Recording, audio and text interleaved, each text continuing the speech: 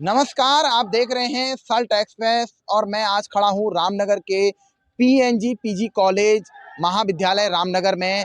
छात्र संघ चुनाव की सुगबुगाहट अब शुरू हो गई है। इस बार छात्र संघ चुनाव में कई दावेदार चुनाव मैदान में हैं। हमारे साथ इस समय रामनगर महाविद्यालय से कोषाध्यक्ष प्रत्याशी हैं तुषार जेड़ा जी। हम उनसे जानते हैं आखिर क्या समस्याएं उनके सामने हैं, क्या समस्याओं को लेकर वो छात्र छात्राओं की लड़ाई आगे लड़ेंगे। तुषार जी, आपका बहुत बहुत स्वागत है सल्ट एक्सप्रेस में। मैं आपसे मेरा पहला सवाल, छात्र संघ का आप कोषाध्यक्ष की दावेदारी कर रहे हैं, तो किस तरह 2 साल बाद चुनाव हो रहा है छात्र संघ का, क्या दावेदारी क्या मुख्य समस्याएं छात्र छात्राओं की देखी जा रही है आपको? देखिए सर, पहली बात तो यह है कि मैं फर्स्ट ईयर का छात्र हूँ। तुषार जेड़ा मेरा नाम है। मेरा नाम तुषार जेड़ा है। मैं ढीला का रहने वाला हूँ, यानी कि आप लोगों के रामनगर लोकल का ही हूँ।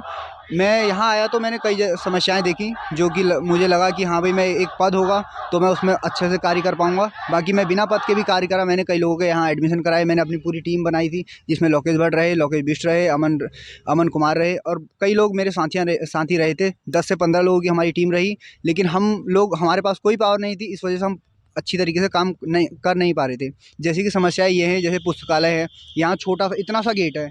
अगर कोई किताबें लेने जाता है तो इतना सा गेट है, हम उसे थोड़ा बड़ा करवाएंगे। बाकी यहाँ की शौचालय सिस्टम सही नहीं है, उसे भी ठीक करना है हम लोगों ने।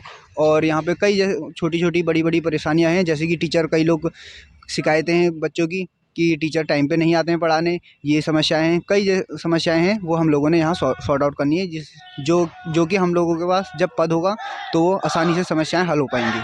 क्या बड़ी समस्याएं हैं जिनकी आपकी प्राथमिकता है उनका विकास करना? जैसे कि यहाँ ऐसा होता है ना सर, यहाँ टीचरों की गलती नहीं होती, कुछ स्टूडेंट्स की भी गलती होती है। तो कई लोग लड़के क्या करते हैं, कहीं कॉलेज के बाहर, कहीं कॉलेज के पार्क में बैठ जाते हैं बिना मतलब। उनकी क्लासेस अंदर चल रही होती हैं, वो लोग बाहर बैठे होते हैं। और कई बार ऐसा होता है कि टीचर नहीं आते हैं, बच्चे कहाँ बैठे जाते हैं क्लासेस में। तो इस वजह से हमने वो सॉर्ट आउट करनी है। इसीलिए हम लोग ये पावर में आकर के हमसे सही हो पाएगा। बच्चे यहाँ महाविद्यालय में इधर ढिगुली से आ रहे हैं, इधर बेलपड़ाव से आ रहे हैं, पार्किंग की समस्या को लेकर, क्योंकि काफ़ी समय से पार्किंग की समस्या है, बुके की समस्या रहती हैं बच्चे, और कहीं रिजल्ट की समस्या रहती हैं, तो क्या आपकी प्राथमिकता नहीं है?